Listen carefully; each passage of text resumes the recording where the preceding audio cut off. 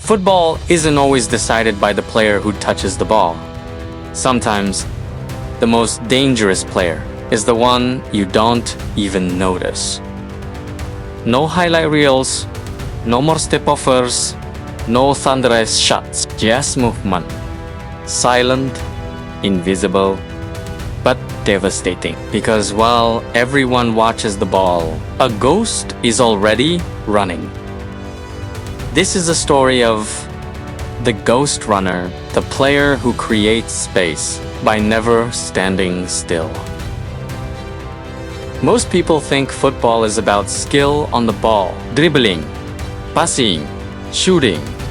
But elite football is geometry. It's about space. And space is never given. It's taken. The pitch is a battlefield of invisible lines. And the smartest players don't just play with the ball, they play around it. They manipulate defenders not through contact, but through absence. A run that pulls a defender away, a movement that opens a corridor, a presence that becomes a distraction. The ghost runner doesn't demand the ball. He demands attention, and attention is the most valuable currency in football. If there is one man who mastered this art, it's Thomas Müller. He was never the fastest, never the most technical, never the flashiest. And yet, he kept appearing in the most dangerous places.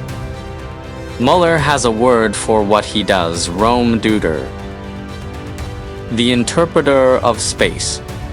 He doesn't run randomly. He runs like he's reading defenders' mind. While defenders focus on the striker, Müller slips behind them. While midfielders watch the ball, Müller occupies the blind spot. His genius is simple. He arrived where football hasn't arrived yet. Not where the ball is, but where the ball will be. And in that moment, space becomes a weapon. When people talk about Messi, they talk about dribbling, but the real horror for defenders was something else. Messi's off-the-ball movement was quiet, almost lazy. He would walk, disappear.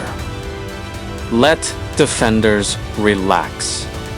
And then, one step, one shift, one ghost-like repositioning, and suddenly the entire defensive structure collapses. Messi didn't run to escape defenders. He ran to trap them. Because when Messi moves into space, defenders face an impossible choice. Step forward or stay back. Follow him or hold the line.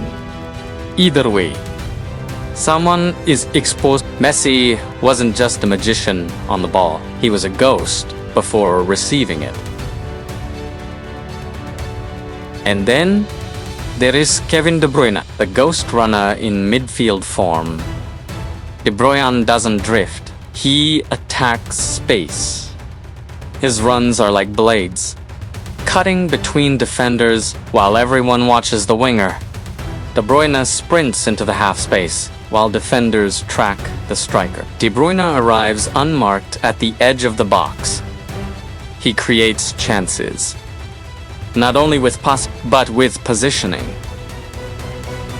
Because the best pass is useless if no one appears in the right place. De Bruyne doesn't just assist, he unlocks.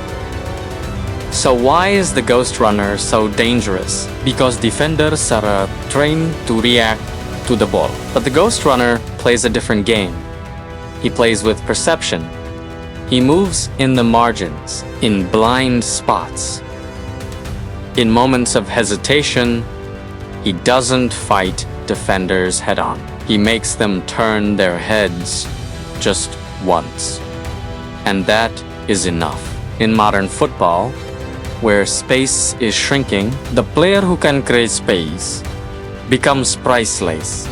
Not by strength, not by speed, but by intelligence.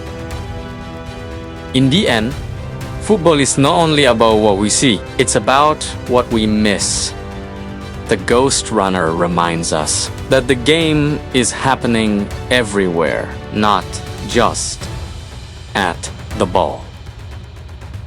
The greatest players don't just touch the ball beautifully, they move beautifully, so others can. They create chaos by being invisible. So next time you watch a match, don't follow the ball, follow the space, because somewhere August is already running. If you enjoyed this episode of Beyond the Scoreline, subscribe for more stories about football's invisible truths and comment below. Who is the best ghost runner in football history? Thomas Müller, Messi, De Bruyne, or someone else entirely? Until next time, stay beyond the scoreline.